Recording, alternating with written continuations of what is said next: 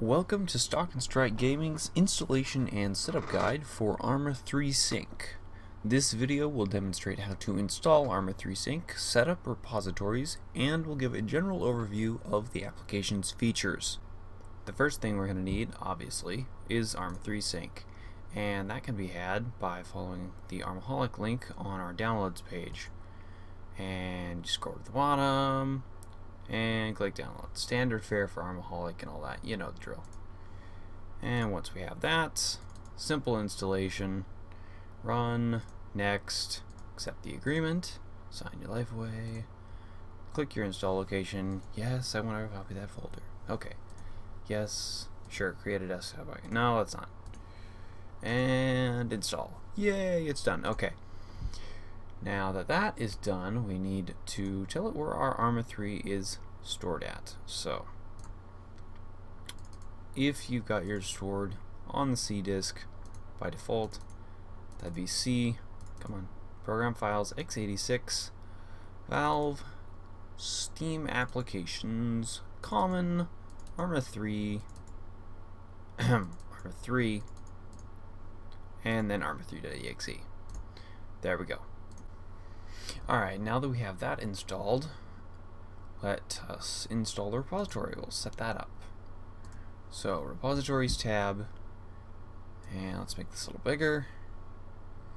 We gotta go get the repository link from our downloads page. This needs to be copied and not clicked on, because if you click on it, it downloads the file into your downloads folder, which doesn't do you any good. So, copy that. Add a repository. This is a public auto configuration URL. We'll import that. It's got the name now, it's got the file transfer stuff, and we're all set. Sort of.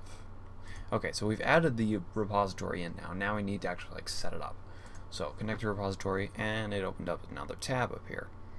From here, we can check our Arma 3 folder for any existing mods by clicking this button.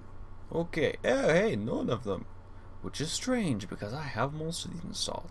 Oh wait, I have them in a separate folder within Arma 3. Okay, so for that, for custom locations for your mods, and just like if you're organizing them, that sort of thing, or if you want to put them on another drive, those locations need to be added under add-on options.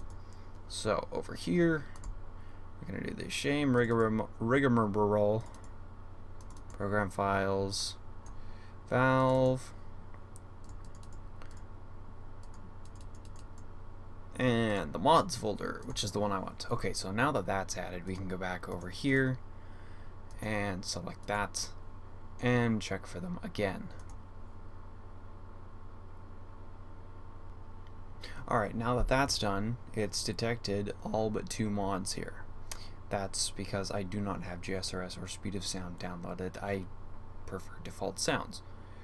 Now, if any of the others of these needed updates or anything was missing, they would also have triangles, and fixing that would be simple. You just select the ones you want to update, click on the play button, it'll give you a time remaining over there with those bars, and then download will be finished. Okay, now that we got all that done, we can go over to add-ons over here, the main tab, and add in the 2 mod sets that come with the repository, the add-on groups, Wasteland Prime and Wasteland Prime Chernarus. And now that we have these, there's a couple of little things we want to do. Because I personally do not have GSRS enabled, I'm going to remove that along with Speed of Sound in both of these. Now, be warned, most of the mods in Wasteland Prime Chernarus are not optional. ST-HUD, Tau Fold Map, GSRS, and Speed of Sound, I believe, are the only ones that are optional. Everything in Wasteland Prime is optional, but if you're going to try and run some of it, you probably are going to need CBA. I'm not sure which CBA, which mod CBA actually supports, but one of them or 2 of them actually need it to run. So, anyway. I've removed those, and that'll basically get you set up to run and actually play the game. So if I wanted to join Wasteland Prime, I would simply click that. That'll highlight all the mods I want. Go down here, start the game, and then navigate to it through the server browser. Same for Wasteland Prime Chernarus. Now, there is a little bit sneakier of a way to do this. It'll directly connect to the server by the online tab over here. You can actually add your favorite servers. So I'll do that now.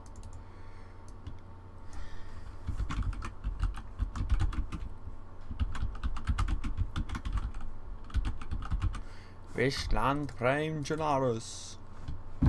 And I'll just copy this IP from an invisible screen. There's the IP.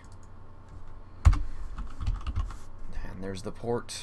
And now, let me see, let's add the other one.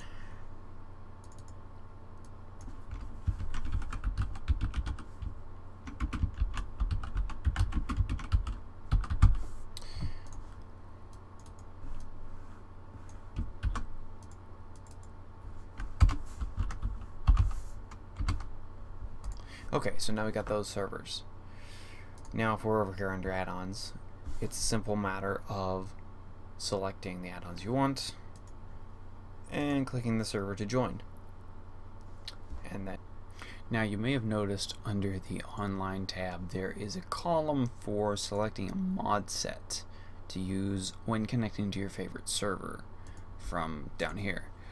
That's not really something that I would advise if you're running a modified list of add-ons, because what it'll try to do is it will try to launch with the default add-ons that come with that repository's mod set. So it would try and add JSRS and speed of sound back in here and launch me with them, but I do not have those downloaded and I don't want to run them. So simply having the IP import and then manually selecting which group of mods works just fine. Now the only other page we haven't covered yet is launcher options, and this is just basically launch parameters. If you're familiar with these, you kind of know what you're doing. So you set your max CPU count, set your threads, no splash, default world empty, no logs, all that good stuff.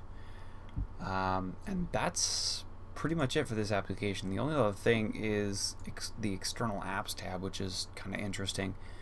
You can actually set the program up to launch other programs when you start Arma, like I guess OBS or something like that, recording software, I don't know. Yeah, that's pretty much it. If you guys have any questions, feel free to message us on TeamSpeak or post in the forums. We'll be happy to help you.